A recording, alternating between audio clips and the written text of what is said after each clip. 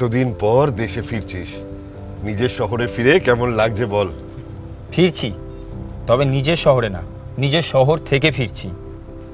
এভাবে বলতে নেই, এই শহরের জল হাওয়ায় তুই বড় হয়েছিস, এটা তো নিজের জায়গা।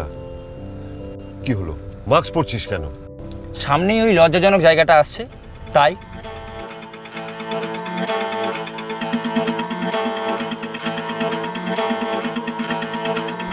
নিজের জায়গা বলতে লজ্জা করে, চারপাশে নোংরা আবর্জনা। আমার এখানে ফিরতেই ইচ্ছা করে না। নেহাত তোমরা জোরজার করলে তাই। শহরটার একটা পোটেনশিয়াল ছিল, কিন্তু ওই কোচিংয়ের অভাবে নষ্ট হলো। গাড়িটা একটু দাঁড় করাও তো। কি হলো, চলে এলাম নাকি? দাঁড়াতে বললে কেন?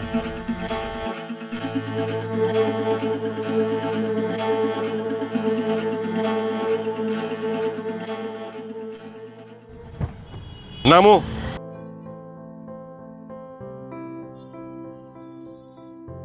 এটা কোথায় নামালে? এত প্রশ্ন করো না তো।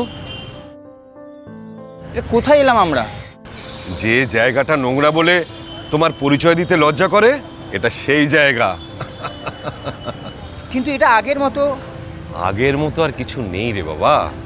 এটা নতুন দিন, নতুন রাজারহাট গোপালপুর, নতুন বাংলা।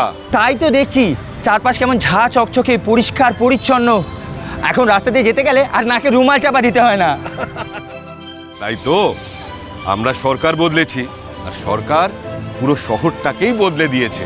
আর এই সব কিছু সম্ভব হয়েছে আমাদের রাজারহাট গোপালপুরের ঘরের মেয়ে অদিতি মুন্সির জন্য। কি করছিস? বন্ধুদের পাঠাচ্ছি। যে শহরটাকে নিয়ে আজ আমার এত গর্ব হচ্ছে, সেটা কেমন সেটা সকলের জানা দরকার। আগে এখানে আসতেই ইচ্ছা করছিল না, আর এখন এইসব দেখে আর যেতেই ইচ্ছা করছে না।